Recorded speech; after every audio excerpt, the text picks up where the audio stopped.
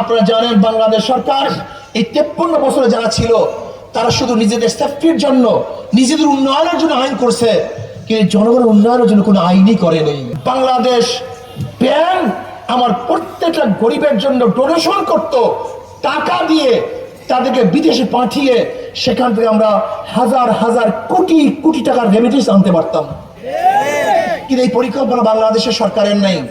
আপনারা জানেন বাংলাদেশ সরকার এই 53 বছরে যারা ছিল তারা শুধু নিজেদের সেফটির জন্য, নিজেদের উন্নয়নের জন্য আইন করছে, কিন্তু জনগণের উন্নয়নের জন্য কোনো আইনই করেনি। র্যাব শুধু সরকারকে নিরাপত্তা দেওয়ার জন্য, আজকে বিজেপি সরকারকে নিরাপত্তা দেওয়ার জন্য, আজকে এনএচআই সরকারকে নিরাপত্তার জন্য, আজকে ডিজিএফআই সরকারকে নিরাপত্তা দেওয়ার জন্য, আজকে ডিবি সরকারকে নিরাপত্তা দেওয়ার জন্য, আজকে পুলিশ সরকারকে নিরাপত্তা দেওয়ার জন্য, কিন্তু জনগণকে নিরাপত্তা দেওয়ার জন্য আইন করে নাই। আমাদের ধ্বংস করে ফেলছে, আমাদের রক্ত গ্রহণ করেছে, আমাদেরকে হত্যা করেছে, আমাদের জুলুম করেছে, নির্যাতন করেছে। আমি বারবার বলবো, এই থিওরি মনে রাখবেন, একজনের নাম এ, একজনের নাম বি, একজনের নাম সি। এও চোর, বিও চোর, সিও চোর।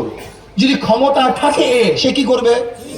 হটাও এ, আন্দোলন করলাম, সংগ্রাম করলাম, বসাও বি, সে কি করবে? হটাও বি, বসাও সি, সে কি করবে?